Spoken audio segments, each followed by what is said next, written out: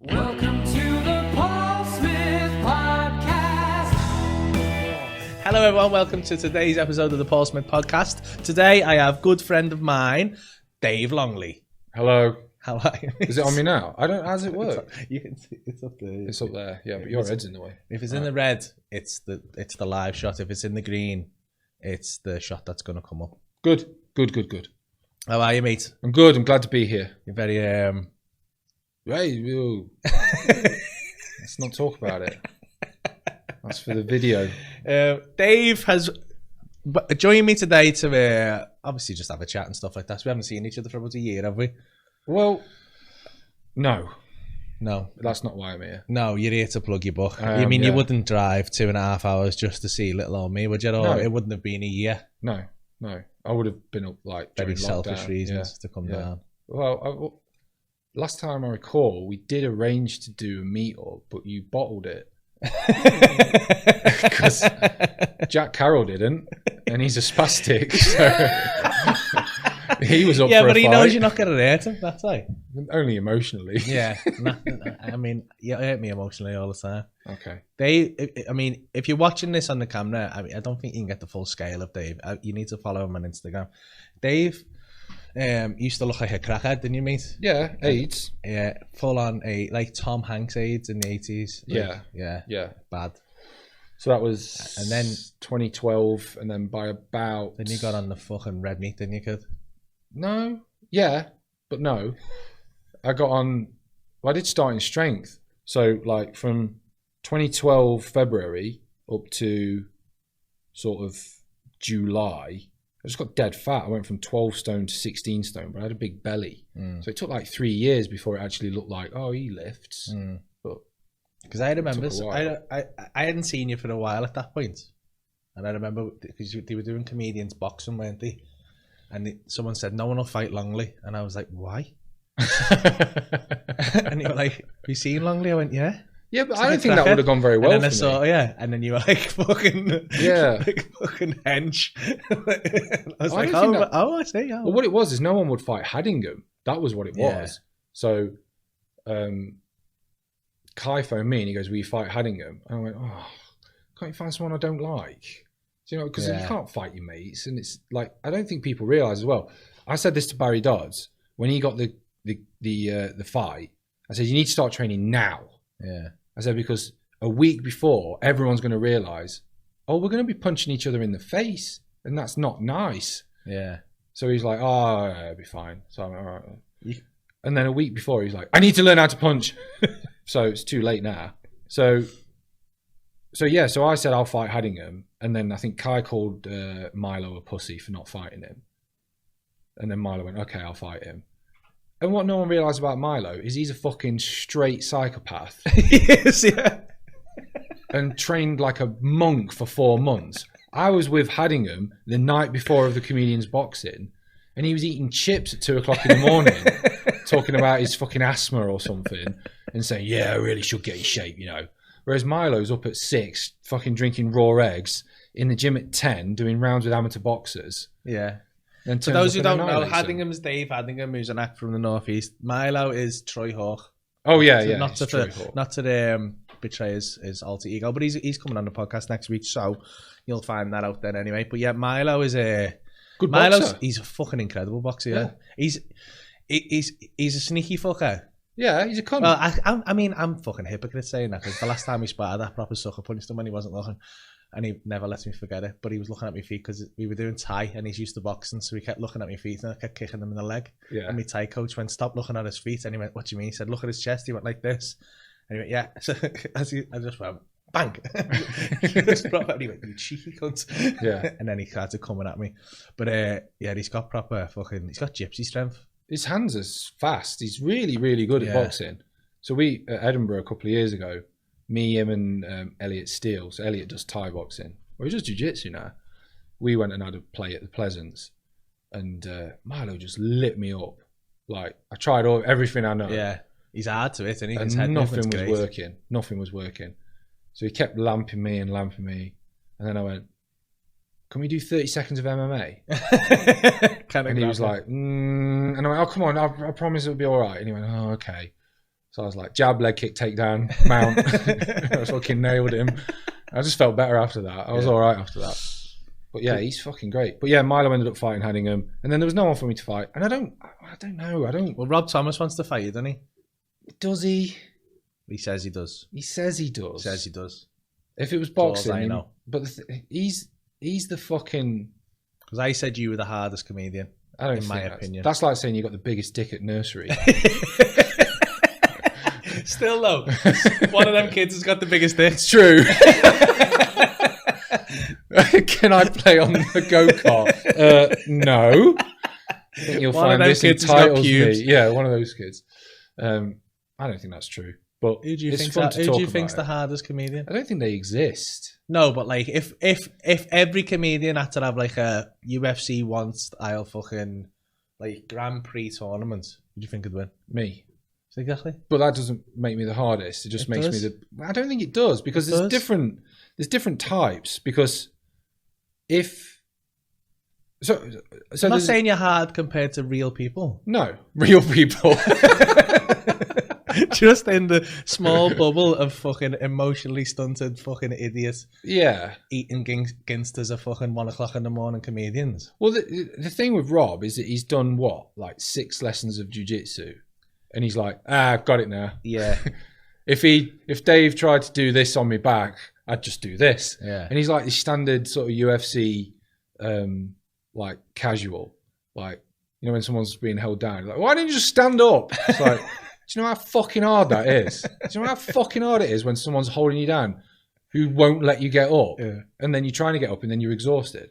So the thing with Rob, most of it's fun, isn't it? Yeah. Like, I didn't know Rob until on Twitter, this fucking cunt got one over on me, which hardly ever happens. Like, someone got one over on me. I was like, who's this cunt? Rob Thomas Comedy? Who's this guy? And like, it just went from there. And then on Facebook, he's obviously like, you know, he's like I'll fucking bingo you and he's doing all this. And then he So- beat you in the punching competition. But he didn't. He didn't beat me. He got a higher He score. cheated, right? So I got 7.62. He got 7.64 with a run up. So imagine 23 stone running at a punch ball machine. So momentum's going to take that anyway. I went back this September and registered 7.78 without a run up. So I am still So you're the champ. the champ. I'm still He the just champ. told me to bring that up, to be honest. Well, good for him because he cheated. And when he says, as he said on the podcast, that he'll find a way to cheat, Yeah. he probably would. Yeah. Which brings you back to who's the hardest. So if me and Rob went outside on the concrete, he might win because Yeah, because he'd bite you. he'd bite and he'd do horrible stuff. But you put us in a cage and there's rules, I'd annihilate him like 20 seconds, if that. If it went longer than 20 seconds, I'd be really disappointed in myself. Can I put like 300 quid on Rob to last longer than 20 seconds? Yeah, let's do that. Oh, Yeah. I'd love that. Yeah, do that. It'd give him a bit of motivation, but Yeah, definitely. he doesn't know. And this is the thing, isn't it? It's like comics. When someone comes up afterwards and goes, "Oh, I think I could do it." You go, "Okay, well, there's nothing stopping you. Go and do it." Yeah. You know, it's easy. Like, one of my favorite things about Michael McIntyre is when someone said, "Oh, he just talks about normal life." And Michael McIntyre said, "Well, go and do that then. Yeah. If it's that easy, go and do Yeah, it." try and write 20 minutes on sellotape and make it great. Yeah, yeah. Try and do the thing about skipping and make people laugh. So you can say one way or another, McIntyre is a hack or this or that or the other. Fucking millions of people love him. And if what he's doing is so simple, Yeah. go and do it. So Rob, I don't know. Rob's fun. I like Rob. He's just lovely. I think yeah, He he's is. Just, This he is the is. thing. Like, did you see what he did when he picks me? He always takes me to the airport in his taxi. Like, he does Okay. the airport runs in his taxi, so I always use him. And when he picked me and my missus up from Turkey after we got engaged, he had all like balloons in the back of his Oh, yeah, taxi. yeah, yeah. He's a lovely guy. But he yeah- pretends to be a cunt on that, much like yourself. Yeah, Very similar yeah. people. But the problem with Rob, so going back to Facebook, like, people would message me and go, "Have you and Rob fell out?" And it's like, oh, you guys don't get banter, do you? You don't understand what it is. And I mean, he's not working class, is he? Because he's privately educated. Oh, don't. Oh, he's gonna fucking. I'm surprised he hasn't just burst through that door. Then talking about how he's the Fresh Prince of Bootle. Yeah. But like, I don't think people realise how. So there's a thing with. Do you know what? It's such a big subject. I don't even know if I want to get into it. But he is someone who will, like you say, he'll go, "You're a fucking piece of shit. and I'll kill you. And then he'll phone you and go, is everything all right? Yeah. As kids, And I don't think people get it. And it is very much it's a man thing, unfortunately, whether people want to admit it or not. I think it's a dude thing. Like, we will slag each other off.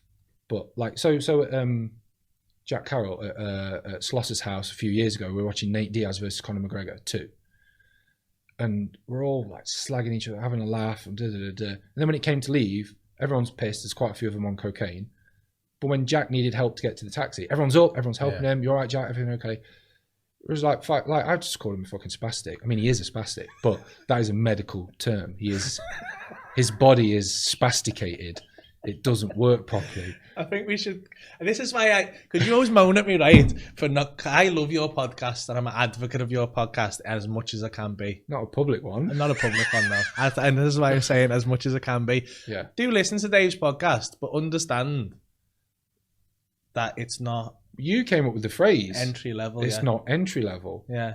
Because you have to have a deep understanding of your sense of humour to know that you're not a cunt. Well, I don't know. It'd be so easy to listen to that and take it on face value when you're doing an hour of a fake Chinese accent. Yeah. Or calling Jack Carroll a spastic. But he is a spastic. I know, but yeah, they have to know how close you and Jack are, and the fact that you and him have that banter. Yeah, yeah. And he's... Oh, well, okay. Because if someone watches this and just says you calling Jack Carroll a spastic, they might go, does he even know Jack Carroll? That's a bit much to call Jack Carroll a spastic. So, I will respectfully disagree there. Because I think you have to give people enough credit that they will appreciate that there's the joke there. So funnily enough, I was talking about this with my imaginary wife on the way up. I love your imaginary wife, by the way. Yeah. So now anyone listening is going to go, why has he got an imaginary wife? That's a long story in itself. See, you can tell stories about your partner. Yeah. I can't. You're not allowed. Not allowed. So, okay. So here's an example. I will go on stage in front of a crowd who don't know who I am. It's different for you. They know who you are. Different for me. They don't know who I am. And I will say that I find homosexuality disgusting. All right. And I will trust them enough to know that I'm joking. And I think it's the same on the podcast. So there's people who listened to it early doors who didn't know me at all, who've come along for the journey and now get the jokes. Yeah. But initially, so I did one of them political compass tests on my podcast page. Everyone came out as left liberal, apart from Leo Kearse, who's a Tory. Yeah. And my best mate, who's a libertarian. So everyone's left liberal. And I think we've sort of lost that ability to laugh at something racial that isn't racist. Does that make sense? Yeah. So when I'm going back and forth with Eddie Who, and I'm going, or whatever, right? They get that it's not racist, but it is... Make America Great Again. But they get the fact that it's racial. Yeah.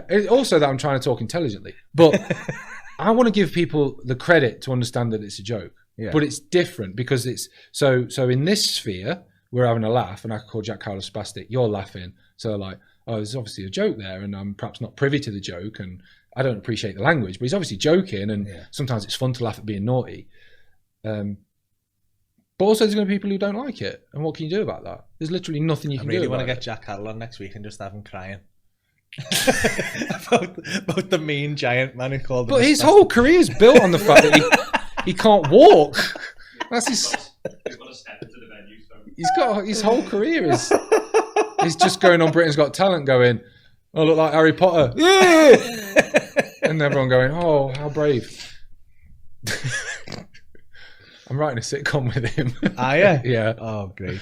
So yeah, it's going to be fun. Are you what's the dynamic? Oh, I don't think I'll be in it. Oh, please be in it. I don't think I'll be in it. He'll be in it because he's been in movies. That's the thing. He's very successful. He is. Yeah. Yeah. Have you seen him? More than he should be. Constantly rip Craig Campbell. Yeah. See, this is the thing with another thing about Jack Carroll, and you pointed it out. He's a cunt. Yeah. Yeah. He messaged me and he goes, "Why has he blocked me?" And I went, "Are you fucking real? Why has he blocked you?" Bullying cunt. Because you are a cunt. And then he privately messages Craig and goes, "Why have you blocked me?" And Craig goes, "Because you're not very good for my optics." And it's because he's not, because Nah. you cannot. You can't defend yourself against them. Well, you can, but you automatically become a cunt. It's like having a fight with a woman. Even if you win, you lose. So, like, Campbell's like, yeah, I fucking dominated that. Oh, spastic. Yeah. Shit. You know, but, Jack's so bad, though.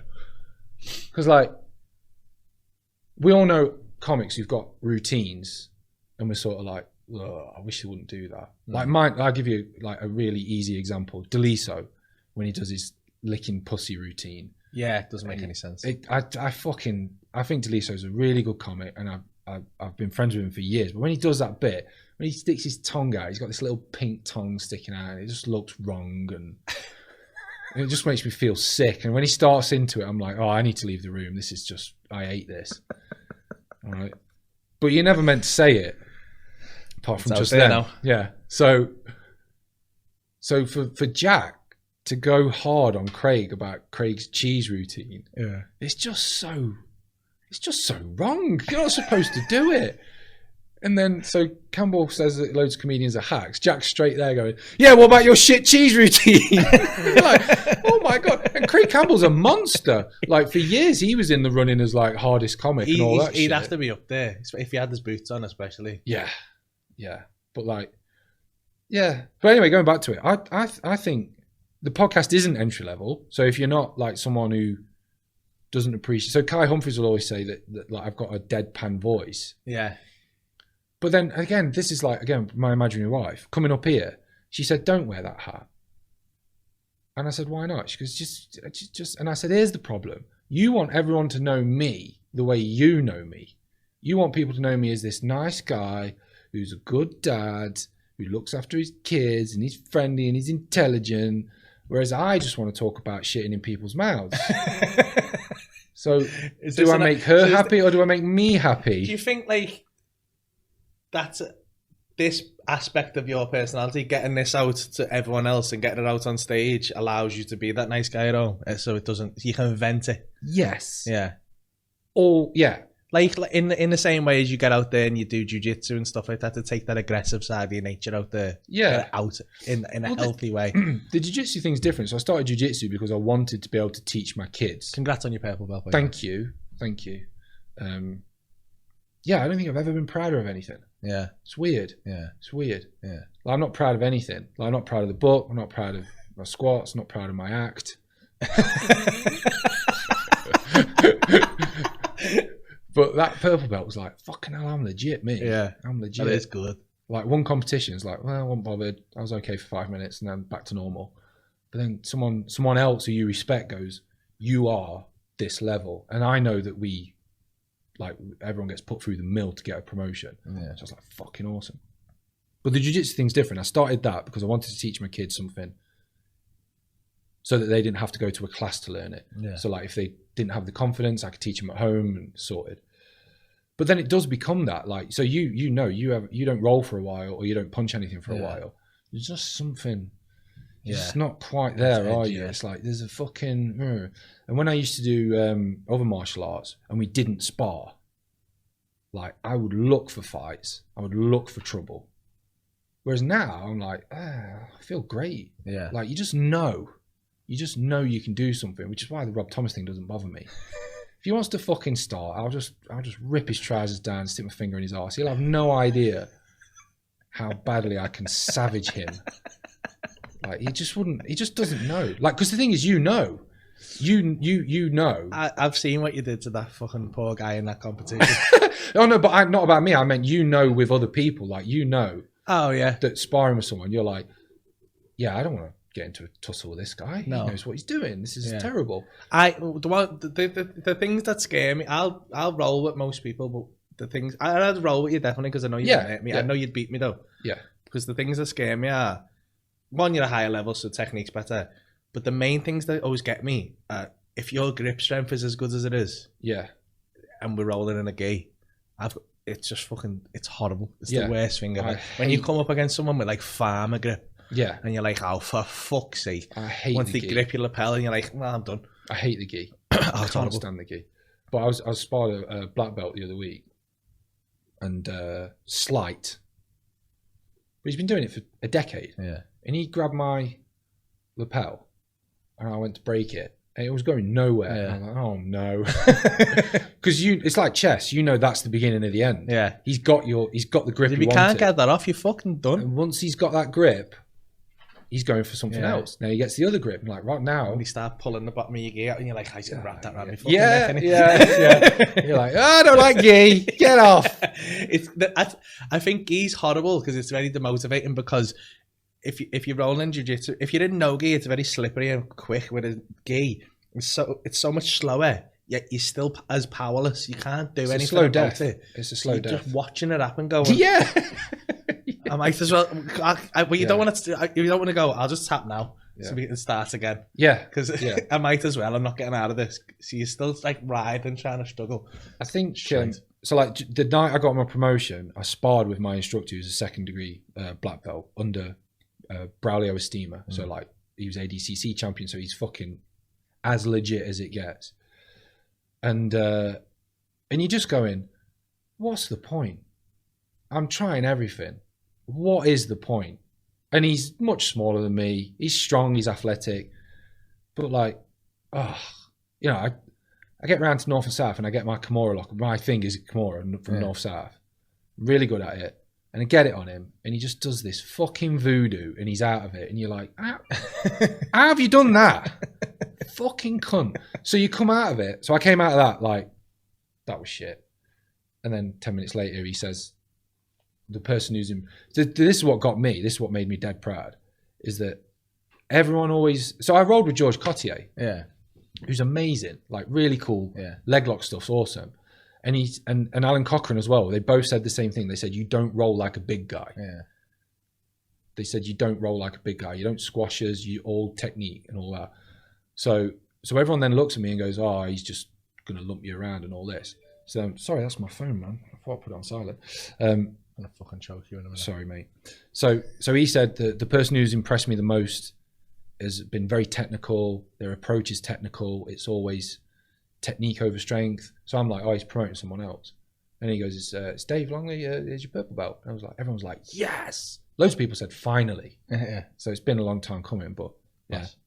Nice. I just love it. But yeah, like it's the same as comedy. You've got to do it to get it.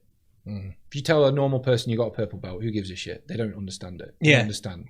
Like I think that's the thing that a lot of people, unless you've done it, people go, you think the black belt or nothing, don't you? Yeah. But a purple belt in jiu-jitsu, not many people get that really. No, you got I to see more now than back in the day, but yeah, it's hard. But it's like It's a hard deadlift. to get a blue belt.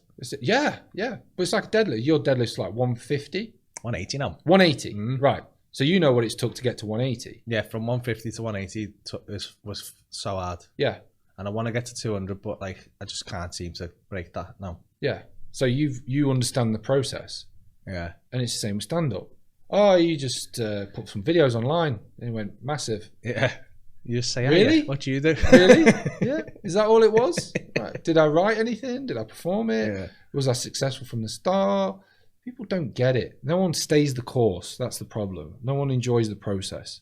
And I think that's the thing as well. Like if you keep turning up to jiu-jitsu and you enjoy your training, if you keep doing gigs and you enjoy gigs, and you keep lifting and you enjoy lifting, everything else is out of your control. Yeah. I always say that to people who ask me for advice. You can't really teach anyone stand up. You can just say, like, just try and keep doing it. And I just think don't rush it. Don't try and be like Michael McIntyre straight away or whoever you think. Yeah. Going, all right, well, I'm going to be doing live at the Apollo next year. There's a lot of careerists, I think, now. Yeah. Oh, I mean, it's kind of always been like that. But when I did a comedy course for this cancer charity, the number of people I said, stop doing an impression of a stand-up comic. Just, these guys who like never done it before and they go up and go, hey, so, and you're like, wait, where'd this come from? Like, just fucking be yourself.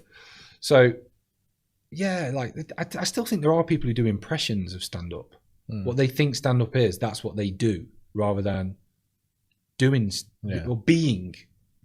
Did you always think that? Yeah, I mean, that's hard. It probably is hard to understand if you don't do it. Did you always think that, though, going in? Like, when you start to stand up? because I'm probably guilty of the same thing. I probably started to stand up and thought, well, I'm going to be fucking famous in 6 months. Probably did think that. I never ever thought I would be famous, ever. That never ever crossed. All I wanted to do was just do it. Yeah. So like because I'm one of the rare ones, I suppose, in that I knew from like the age of 8 that's what I was going to do. Yeah. I just knew. So the story goes that I didn't have a sense of humor till I was 6. I never laughed. So I didn't smile or laugh until I was 6, which rings the bells for a lot of autism diagnosis. Yeah. So the school called my parents in and said, all Dave does is work, he never has fun. All he does is read, all he does is write, all he does is learn. He doesn't smile. We're worried about him. And my dad said, I'll sort him out. So my dad started recording like Phil Cool, Sledgehammer, like all this comedy stuff. And he just like binged me on comedy, made me watch it, started telling me jokes, because my dad was dead funny. And that's all I was obsessed with then. So then I was class joker, and then it was like, oh, you can make a career out of it. Well, that's what I'm going to do. So, but I never thought I'd be famous, ever. I just thought, I'll just do that and I'll make money. I'll just find a way. Yeah. But did you want to be famous? No, I still don't want to be famous. Tough shit. There's good and bad points to being famous. I don't. You get free shit. Get loads of free shit. That's the good point. The bad point, it's just everyone thinks you owe them something. Yeah. And I'm a nice guy, so like I'm very like, I feel bad saying no to people. I'm not good at saying no to people. So everyone's like, you get a lot of people asking you for things, and obviously to them, they don't mean anything by it, so we can't have any animosity towards them. Yeah. Because in their life, they're just thinking, oh, we could help us with that, but they don't know you get a million people asking you the same thing every day. Yeah. So that's the downside. And that makes you feel bad then. So there's a lot of things to like kind of avoid. But yeah, I mean, it's hard to moan about, really. Yeah, I suppose if you got shit to do. But you do want to help people, don't you? Yeah. That's like a natural.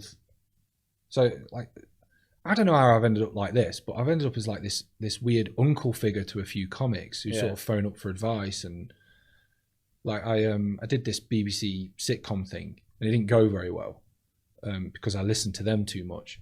So then when people got similar opportunities, they phoned me up and they asked for advice, and I said, don't listen to them. Stand your ground. You'll be able to sleep better at night, and you'll be fine. And it came to a head. So like, I don't want to name names, but they were on set and they said the director's trying to change the script. And I said, don't let them. Just don't let them. Stand your ground. They will back down. And I said, and the cast will be on your side, because the cast have to read so many different shitty scripts that they'll be so happy to actually have a good one. And they did, and it worked out, and blah, blah, blah, blah. But Right, what happened with your one? so me and my mate Ram wrote this sweet stall script years ago, and then we won this money to make a taster with the BBC. We won like $5,000, most of which seemed to go on runners. It's like, that's why I stopped paying my TV license. Like, it was fucking unreal. Like, they said to us, oh, we'll put you up in a hotel and you'll have a runner. And I just went, well, we'll just drive there. Why are we having a hotel? I'll just stay at a mate's house or something, and let's put the money into the production. So we turn up, and the director wants to do some improv and stuff, and so, okay, fine. So we do the improv, and the cast are telling me, oh, it's so rare to get such a good script. We never read anything that's this funny. And then you get the edit, and it's all the improv stuff and none of the script. And so then I was like, oh, you need to change this and do this. And they didn't do any of the changes. And they sent it me, and it was rubbish. And then they sent it to the commissioners, and they said it was rubbish. And I went, well, yeah, I agree. It is rubbish. So then That must be devastating. It is, because you're like, this is my chance. Yeah. This is it. I'm on my way. But it's always the same. Like, I had one a few years ago. I had this script in, and it was going to be, I was told that BBC Worldwide liked it, BBC Financial loved it, could see it selling around the world, money spinner.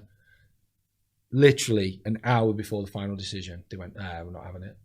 And it turned out it was because it came from some guy in the Northwest who didn't get on with some guy in London.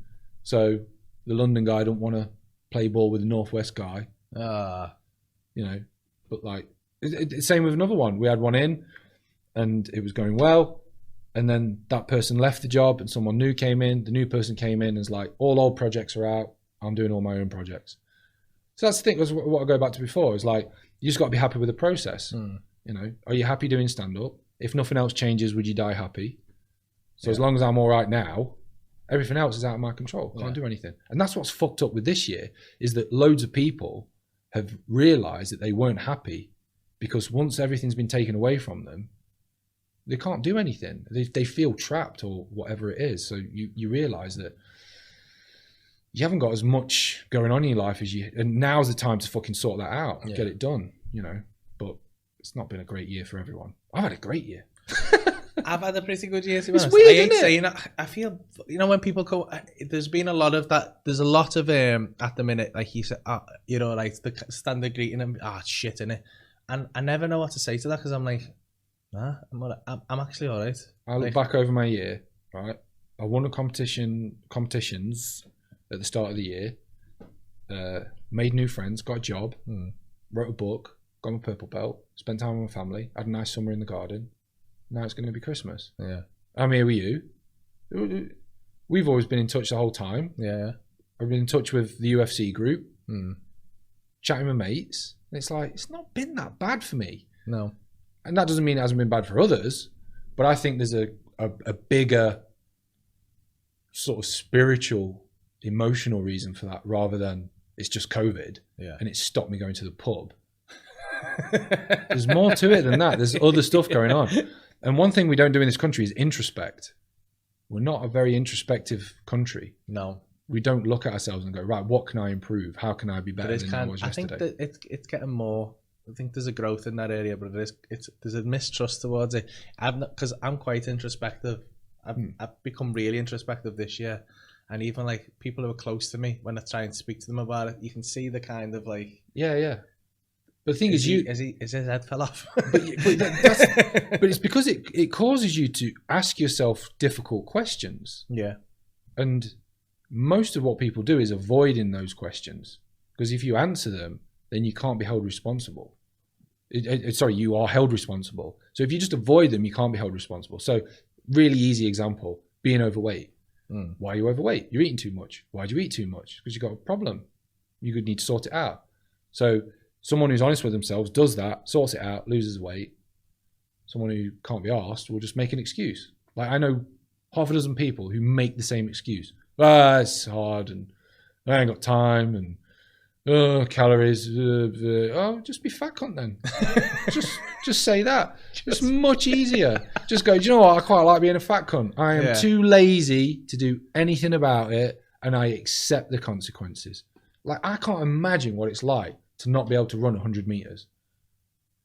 Yeah. Do you know what I mean? Like think of everything you take for granted. Yeah. Physically. Yeah. That's your own hard work. Yeah. That I've been a fat cunt. I know what it feels like. Yeah. Not ridiculously. No. But Standard overweight. yeah, out of standard shape. overweight to the point where you're out of breath going upstairs and stuff. And what do? Yeah. You do something about it. Yeah. Or you do the other thing, you drive a taxi for a living.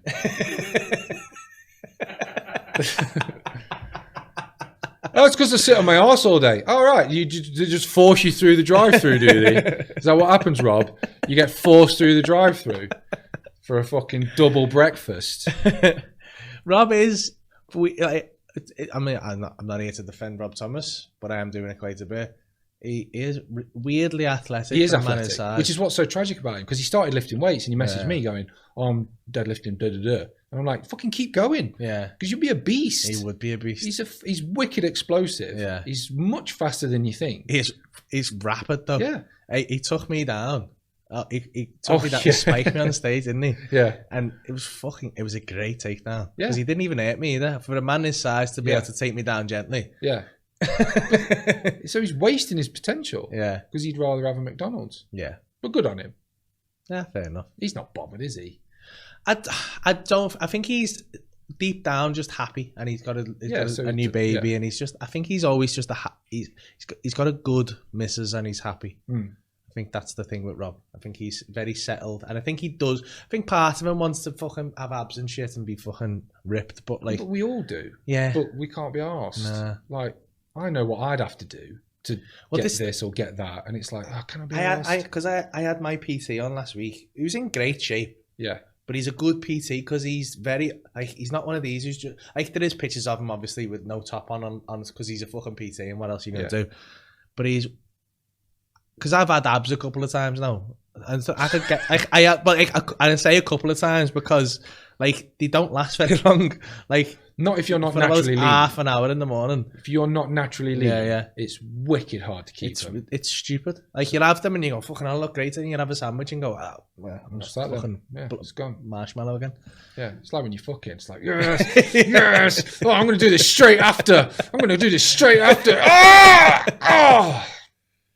John sandwich. It's amazing how the brain tricks you, isn't it? Yeah. You're a fucking stud. You could do this all day. Oh, getting sore. Let's have a rest. But the I mean, I don't really do that with because you haven't got a wife. I do it with whoever happens to be at the park at the time. The did you see that Peter Tatchell?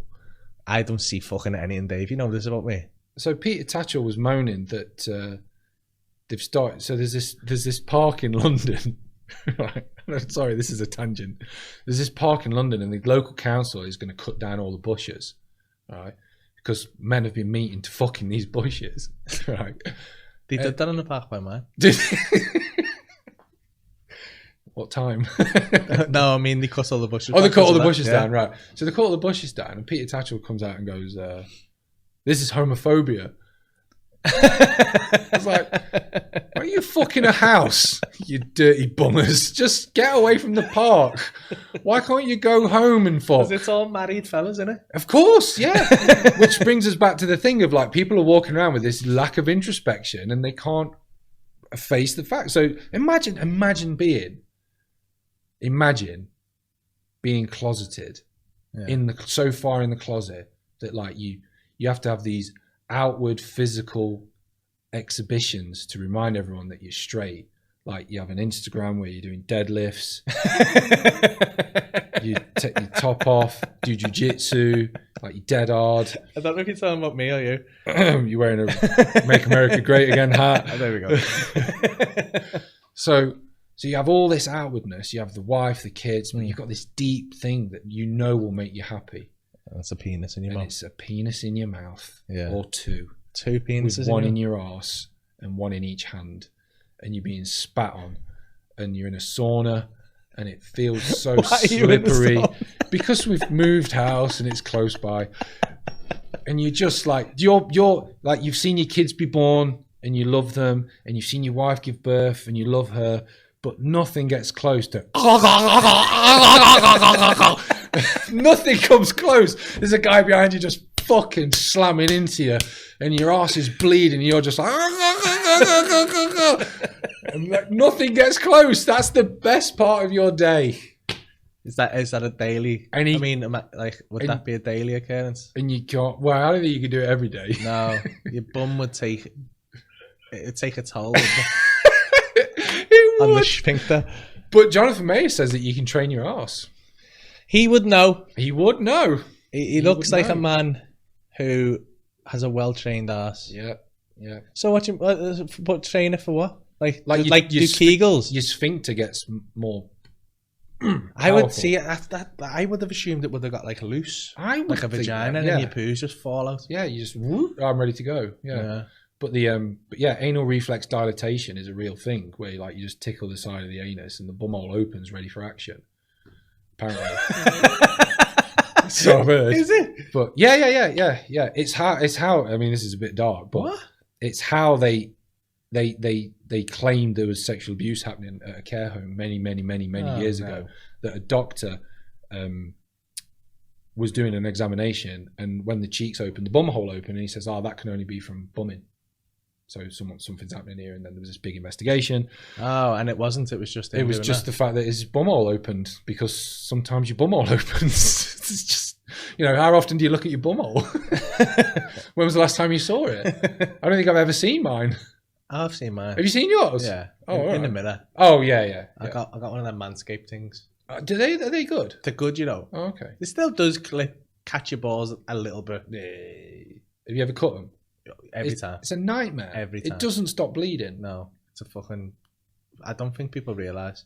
But yeah, I just think, especially because how old are you now?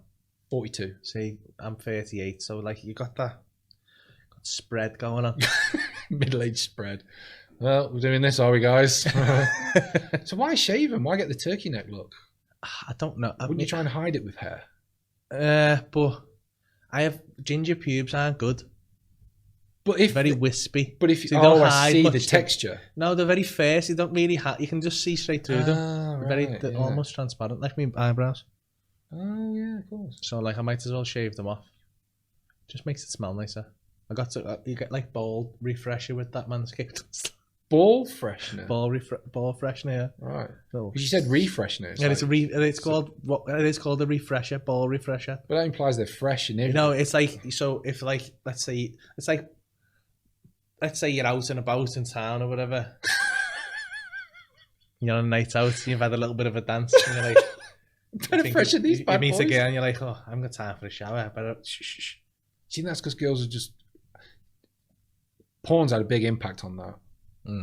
Rimming now is a big thing. It must have been a thing before. Yeah. But now you can't watch a fake taxi without John getting his bumhole rimmed. He loves Yeah. a rim in there. But if it's a perk, isn't it? You're paying for it. I enjoy a little. I don't. I think it's gay. It's like, do you know what I mean? I think anything like round your bum, like a dick. But Gay. strap on. Sorry? Finger? No. Tried it, didn't like it. I love it, mate. I don't believe you. I think you're saying it to show off. No, if you've seen my new show, Kyle, Yeah, but you're making it up. No, I'm not. And Oh. people think that, but until they see the bit, like Kai Humphries and his missus and everyone, and Ricketts and everyone came down on Saturday, and I did the bit, and they all came back, and they all went, "It's real, that, isn't it?" I went, yeah. He went, "It's so descriptive." There's no way. It could only be there's real. no way I'm clever enough to make that up. It's so graphically real. descriptive. I know it. And the best thing about telling the bit is, you'll have to wait until my next talk show if you want to see this, but is that when I'm doing it, women in the crowd, there's more women love it because more women have been bummed statistically in the room. Right. So when I'm describing what it's like to take a penis at your ass for the first time, they fucking love it. Like, and I say that at the end of it, it's like, I will exaggerate on stage, and I'm not above making the end of a story up. But the thing I love about that is, I can't have made any of that up because it's so graphically descriptive. Yeah, it's just that's the so yeah, I do. I have been pegged, Good. and I enjoy it. Well, good for you, you disgusting faggot. That's what she called me while she was doing it as well. Oh my god. Does that make it better? It does, you know. Of course it does. It really fucking does. Oh, I'm gonna have to try it. See, I open your eyes to a lot of things, mate. I think. You do, yeah. Zev Bellringer was one. Oh, Zev. She was one. Zev. And the other one we can't No, name. you can't talk about the other one. But but yeah, I like that though. I like the fact that I've been we're offered opening up money to it. reveal that other one, by the way. Oh, okay. Well, please don't. This is what a good friend I am. That's I good. turn money down. Oh, because you're short. Yeah. I mean, the thing is, you saying that changes the dynamic of everyone's relationship who watches it, because you are, you're not this little. People are always surprised by how big you are. Yeah. Because I always think like maybe 5'6", 5'7", Yeah. a little squirrely.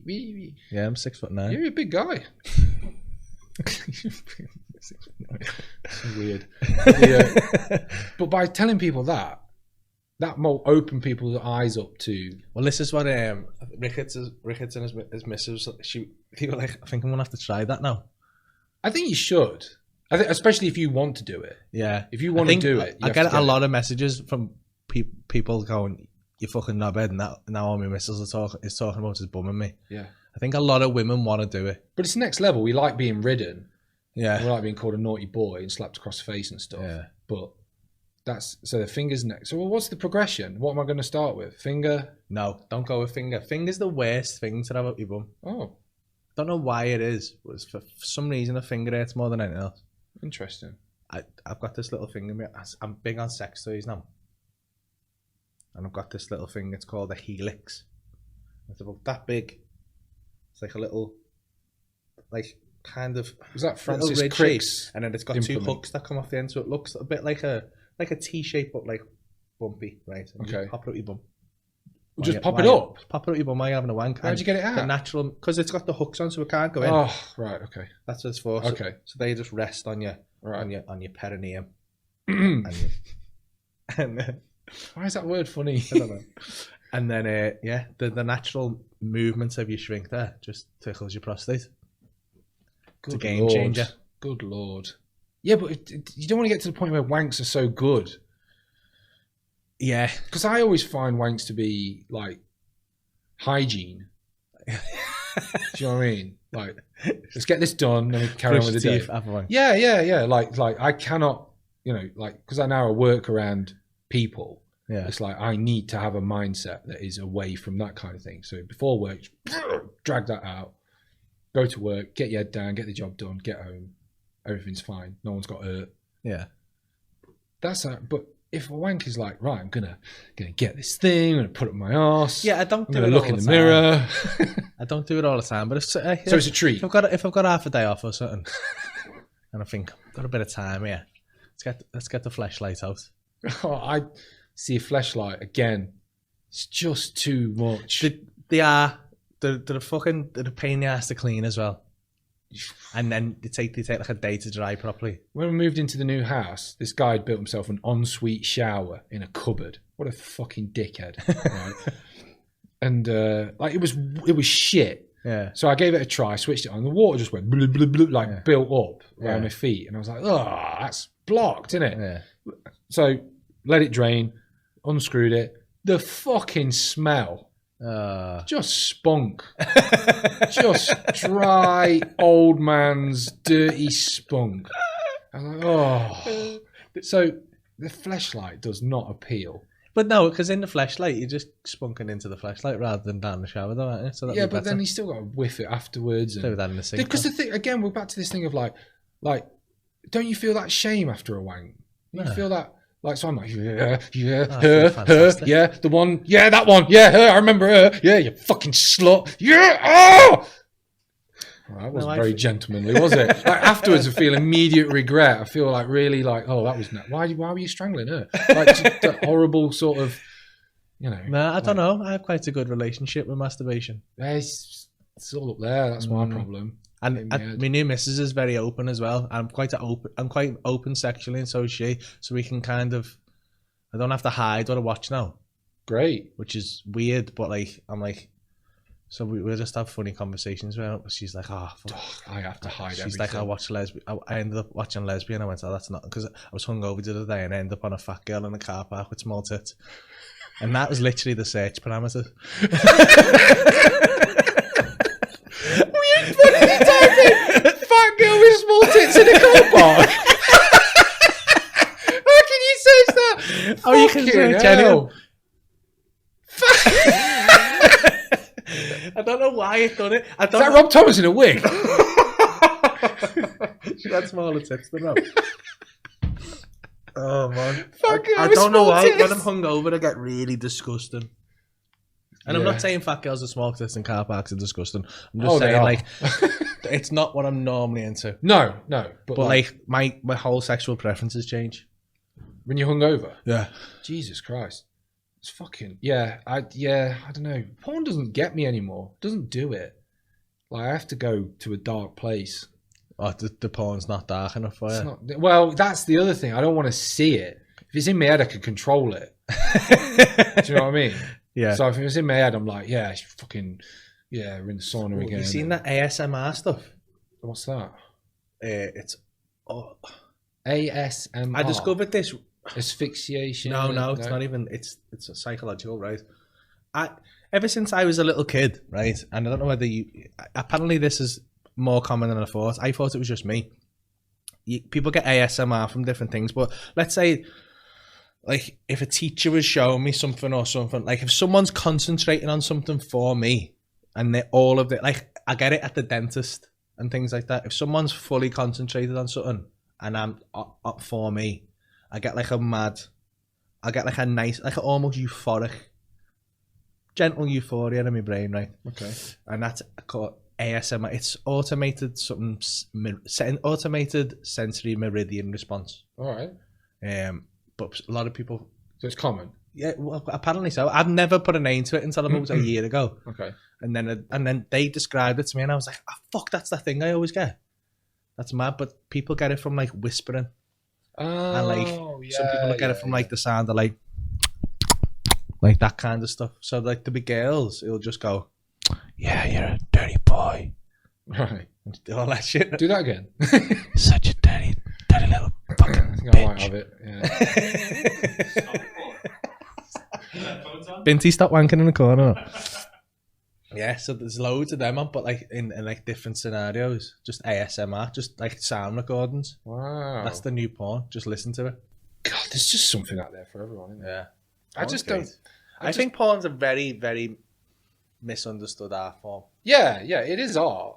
Yeah, there is an art to it, but I just don't like it when you know, when they quit and then they do like an interview afterwards and they go, yeah, I was badly abused, and you're like, oh, don't ruin it. Yeah, no, but that's why I like amateur porn. Yeah, it's much Because better. they do it for the love. Yeah.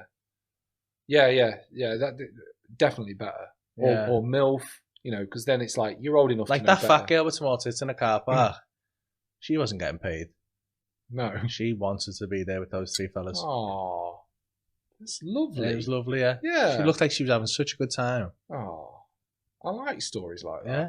Yeah, amateurs where it's at for sure. Yeah. The I don't know. I was just reading something the other day, and it was like Pornhub.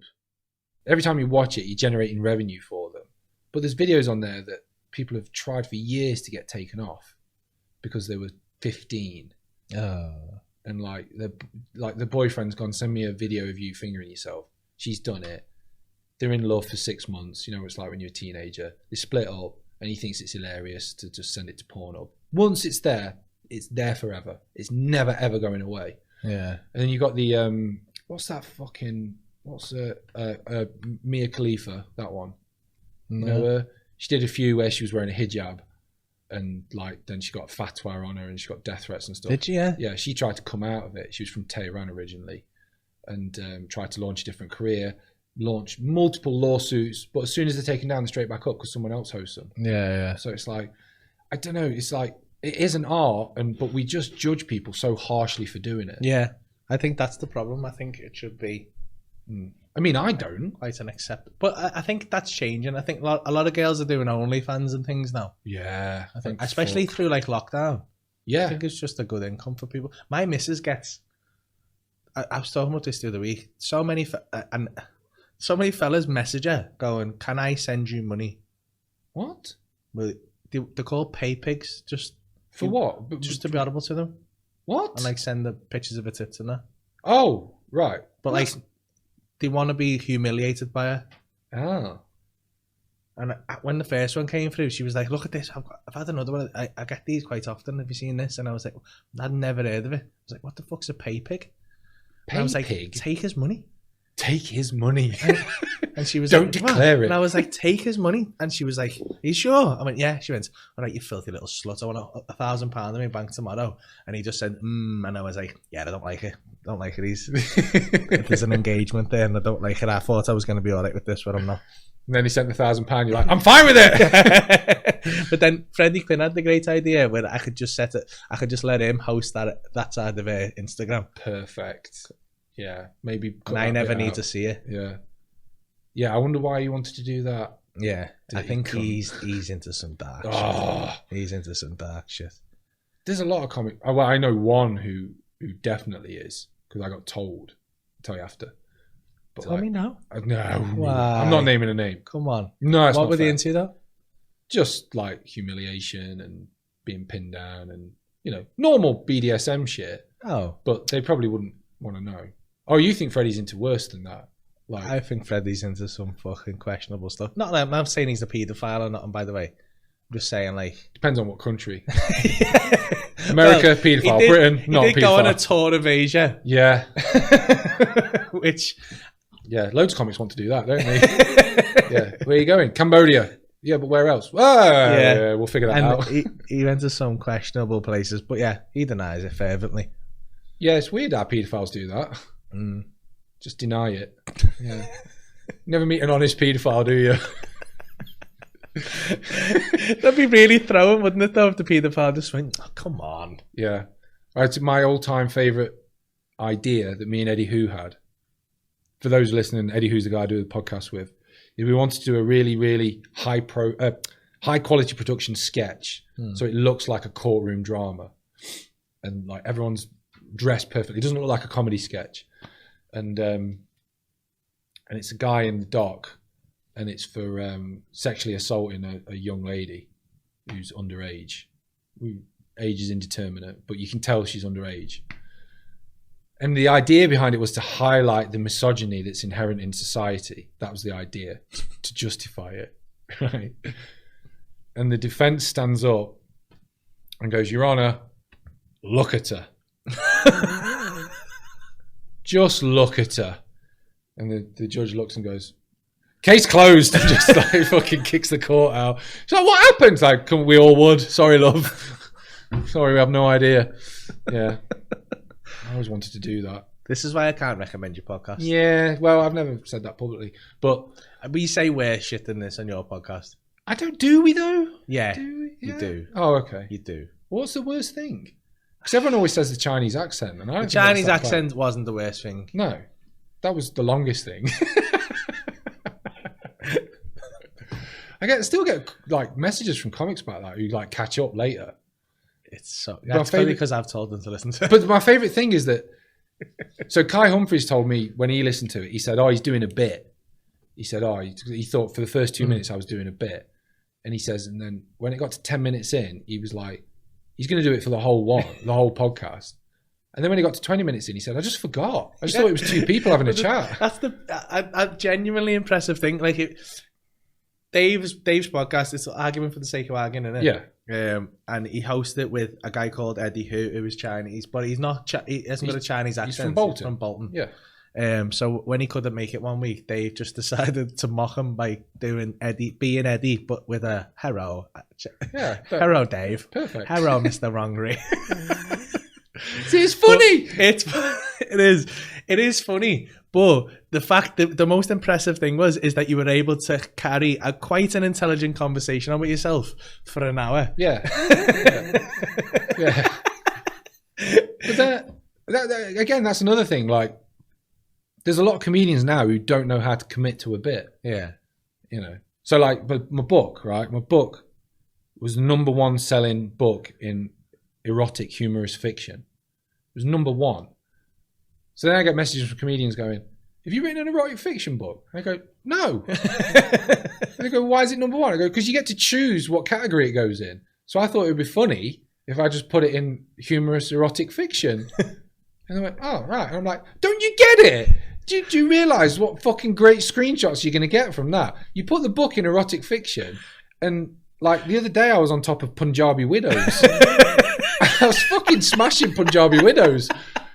And like, Do you think some people are buying it thinking it's erotic fiction? No, and then, no one. And then like No one. trying to make the right choices to get to the... But I imagine being the opposite, like being an erotic writer, looking at the top 10, and there's like the nanny werewolf, there's whips and chains stories from BDSM, there's Punjabi widows, there's back entrance daughters or whatever, and then there's how did the gig go? A day in the life of an average stand-up comic. And I think they're looking at it going, what the fuck's that? What's that doing there? And so like, I don't know why you wouldn't, like if there's another chance to do a joke, why wouldn't you do it? And I don't get it. I don't get when someone else has written a book and it's like, it's all very autobiographical and sincere and like, all right, I can understand why you would not want to fuck with that. But if I've written a book that's just obscenely stupid, so why wouldn't I take it the next level and make it even more stupid and play? I might change the category later and put it in science. I don't know. I just want to fuck about. Yeah. We should explain the book to people in case anyone does. If you're looking for a Christmas present for any comedy fans, what's it called? How Did the Gig Go? A Day in the Life of an Average Stand-Up Comic. Well, the book's called How Did the Gig Go, but Amazon gives you the opportunity to add a subtitle.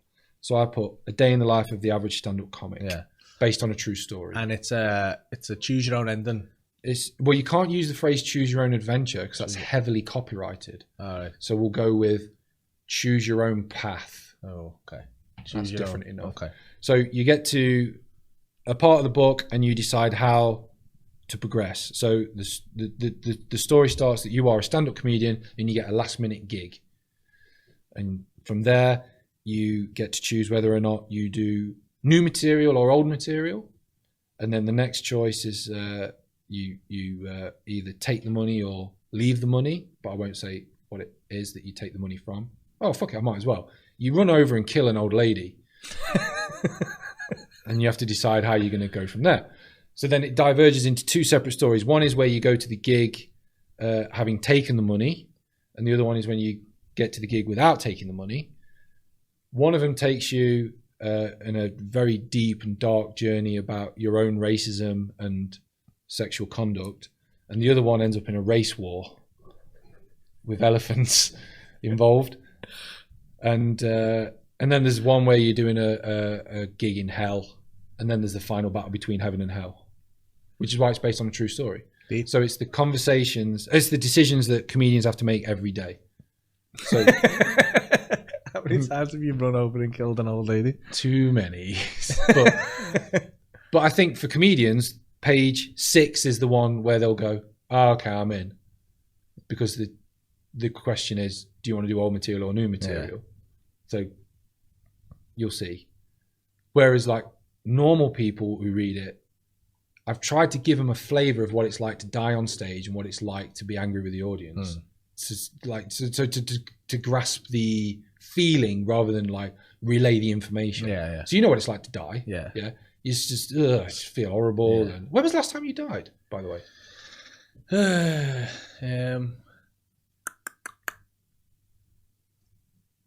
Don't know. Because I haven't died since 2016, and I filmed it. I took my phone out and filmed the audience. I have seen this. Yeah, in Edinburgh. booing and yeah. Right. And then I told them all to die on the way home.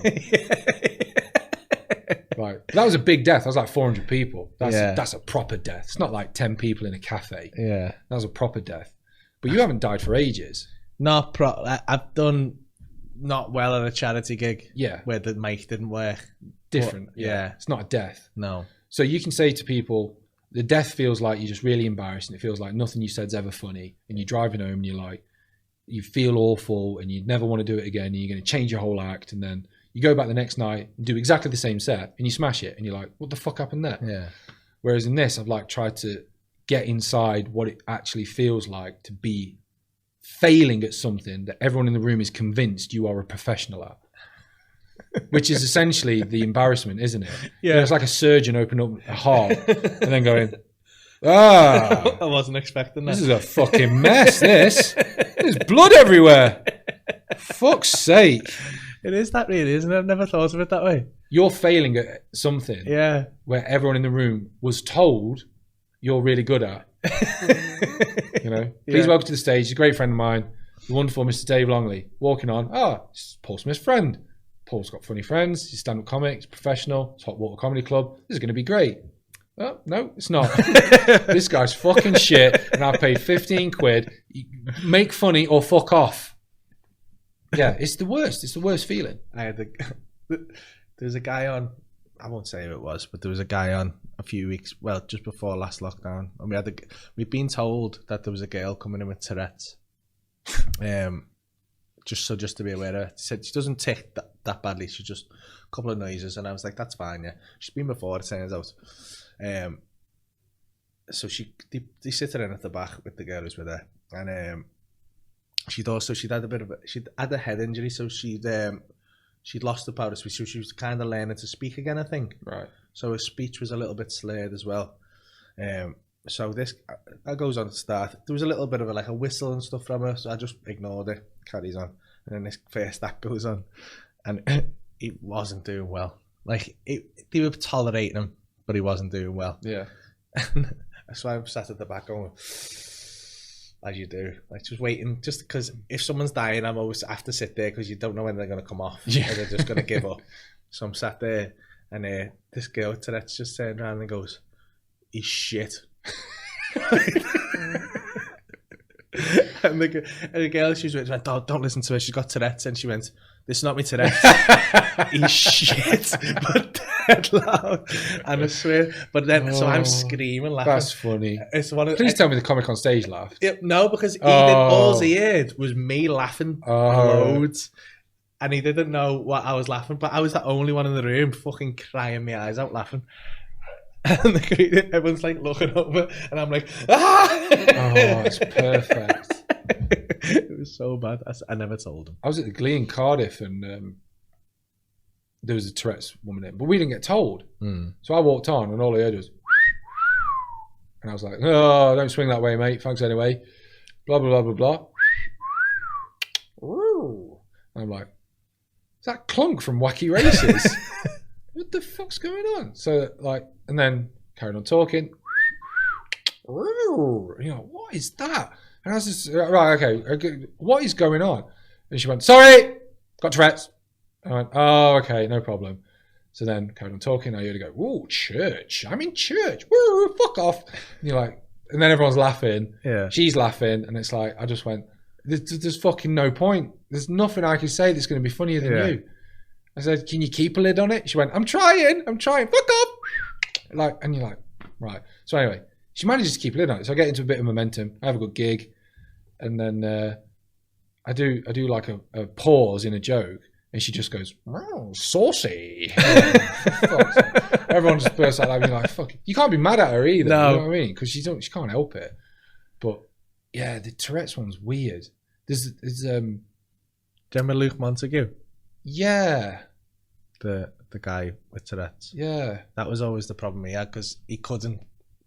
He'd always tick off the stage, so everyone, and you'd have to reference it then. Yeah. So everyone would be aware of him. Yeah. So so he'd walk on at this like level where everyone would go, this is going to be fucking hilarious. But he could never quite, his material could, he suffered with what's happened to you there more than anyone else, because his material could never live up to the ticks. To a disability. So we had to kind of... People say disability isn't funny. It's like the first time I gig with Pete Selwood, you know, who does a podcast with Jack Carroll. Yeah. He's got one hand. So he went on and his whole set's about one hand. So I went on after him and I went, oh, what are the odds? Just fucking took my whole act. So then I've done it. I've got to commit to the bit. So I did the whole set with one hand. Did you? Yeah. Such a dickhead. You just got to commit.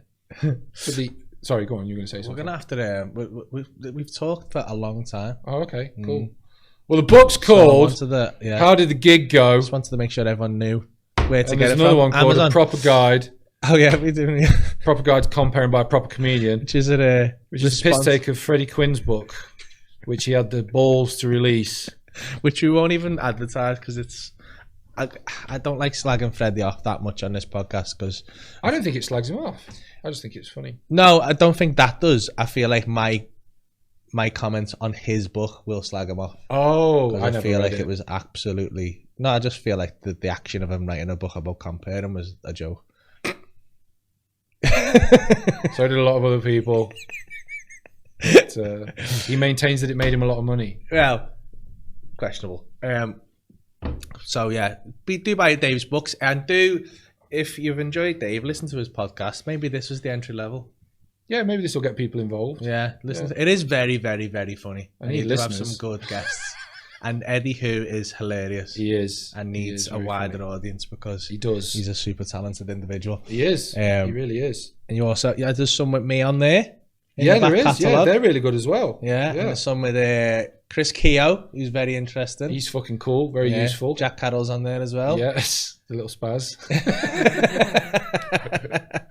It's just, and I think my favourite part of your podcast are the little, every so often you'll do like a sketch episode. Yeah, I haven't done one of those for a while. I enjoy them. I might do one. Yeah, they're good. So do that. Thank you for all listening. Thank you, Dave, for driving all the way down. My pleasure. And being my guest. I hope you've enjoyed it. If you have, like, subscribe and all that nonsense. And just tell all your mates about it. And we'll see you again on the next episode. Until then, have a good time.